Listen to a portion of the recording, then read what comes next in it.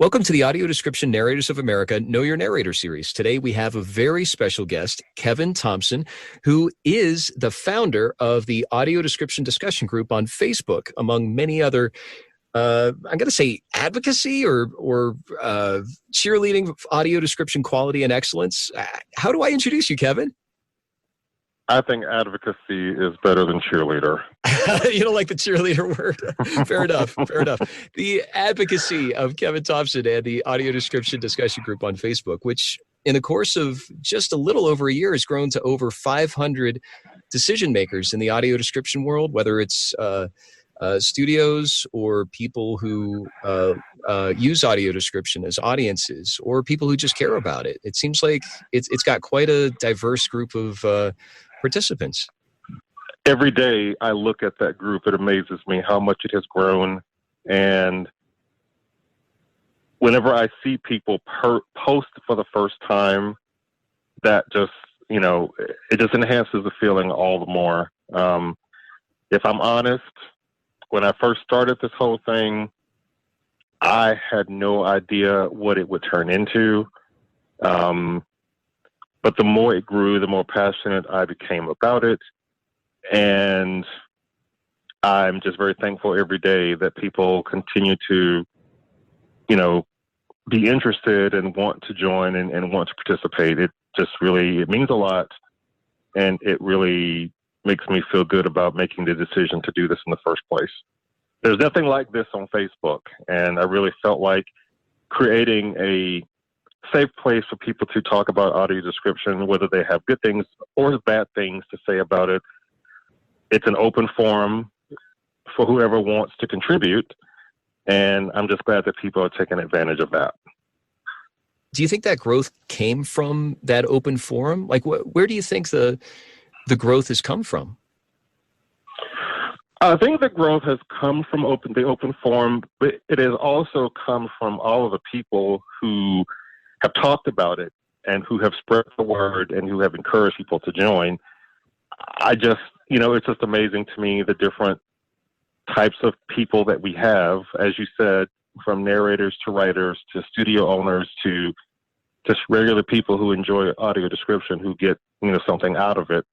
And the more there is discussion about it, the more the group continues to grow. And as long as it continues on the path that it is on, I see continued growth, and, this is only the beginning. What's some of the results that you've seen in audio description in the last year or so, either inside your group or maybe outside the group? Well, I have noticed that more people seem to be including audio description.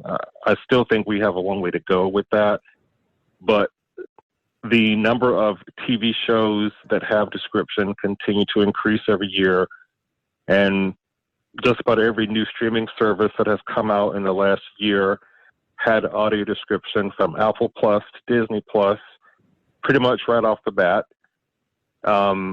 Those are all very encouraging signs.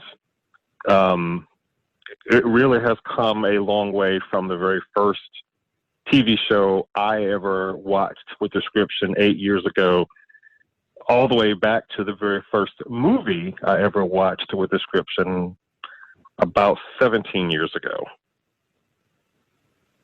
When you see the numbers go up, there's also something that seems to be happening on the quality and the excellence of the audio description. Can you talk about the difference between those earlier examples, that first film or that first TV show, to where we are now, besides there being more of it? Is there something else that you've noticed? Well, I can definitely talk about the difference in films, because in the very beginning, at least here in Atlanta where I live, the only theaters that supported audio description in the early days, so to speak, were AMC theaters. And there were several times that I would go to a movie that was supposed to have description that did not. And I don't know if at the time, I don't know if it was because the movie just didn't have it, or if the theater didn't know how to have it connected. I don't think it was the theater, because there were other times that I went to those same theaters and the movies that had description were actually working properly. So not knowing as much about it back then as I do now, it never really occurred to me to ask, is it possible that you guys have the wrong setup? So I basically just accepted what they gave me. And in the very beginning, there wasn't nearly as much attention paid to the narration as far as how much or how little narration there was for each movie. There were a couple of movies that would have about 10 or 15-minute segments with no description at all. And then it would pick back up again, and then at some point it could go out again. So that was definitely not, what a audio description user wants to deal with. I'd give them a pass on the fact that it was the early stages. If something like that happened now, I'd be screaming fire. But, back then, with something that was so new and, still, I guess the bugs were still being worked out, I kind of accepted it for what it was at the time. But I have definitely noticed over the last few years, the description has improved tremendously as far as what is described, and the quality of the narration has improved vastly. People care about the work now a lot more than they did. So that starts with the studio and the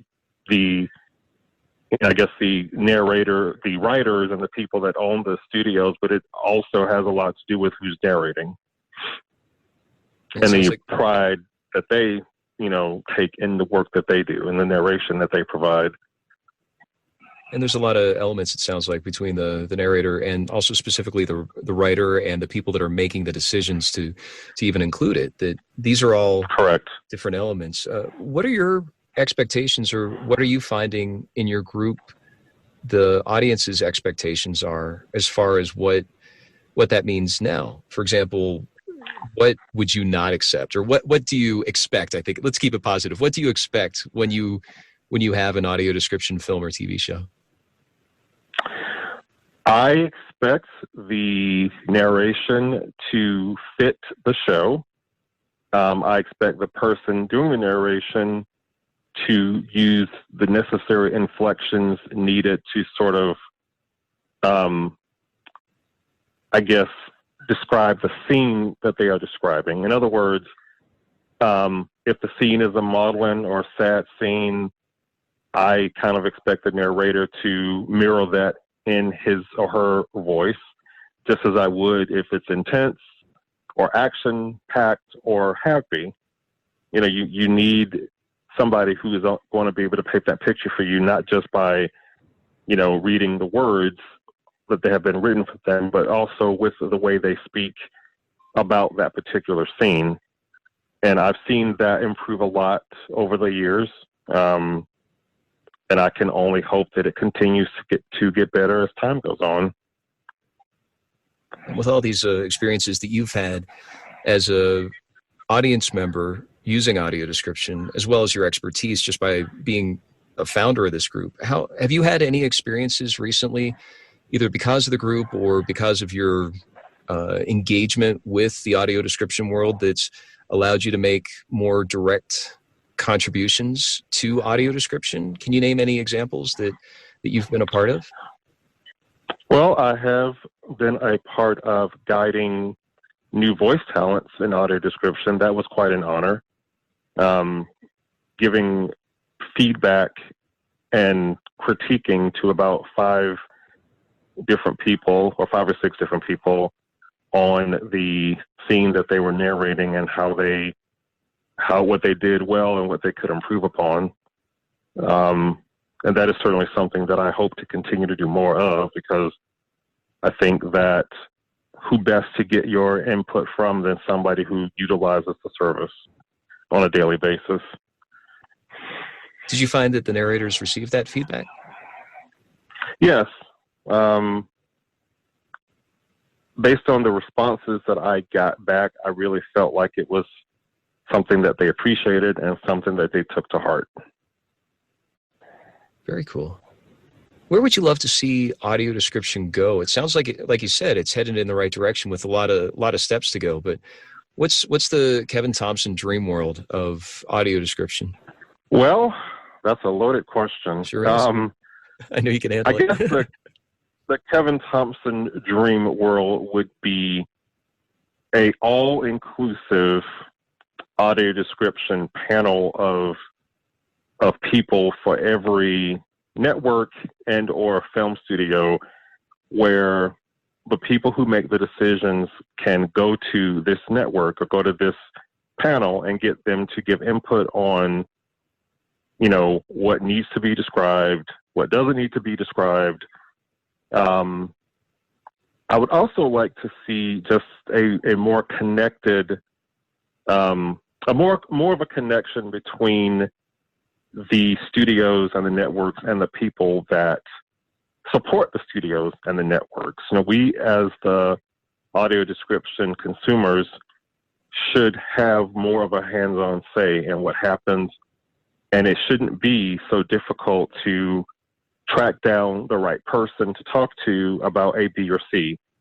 I wish there was just one number that I could call that would either point me to the right direction or connect me to somebody. Either give me an email address or give me a phone number to a live person that I can just say, this is what's right and this is what needs to be corrected. There are so many people in so many different parts of the country who are supposed to have description that don't, or if they do have it, it's not consistent. And it's one of those things that I can definitely see the progress that has been made, but I can also see the progress that needs to be made. Mm-hmm.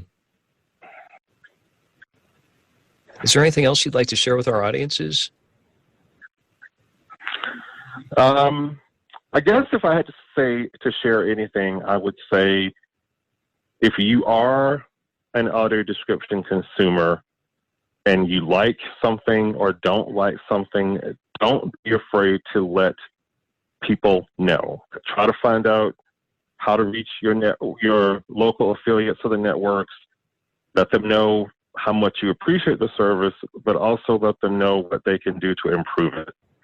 And after that, if you want to contact studios, TV and motion picture, I think the more voices they hear, the more positive feedback and the more negative feedback, if it is presented in the right way, the better things will get and the sooner things will continue to improve. Thanks for sharing that. And if people want to join the audio description discussion group on Facebook, it's, correct me if I'm wrong, it's facebook.com/groups/audio description discussion. That's correct. Great. Anybody who's interested, I'm always happy to add new members to this ever-growing group of discussion. And hopefully, like I said, the more people who join and the more voices are out there, the sooner change will continue to take place. Thanks so much for being a part of this podcast, this very special podcast. Thank you for having me. Thanks, Kevin.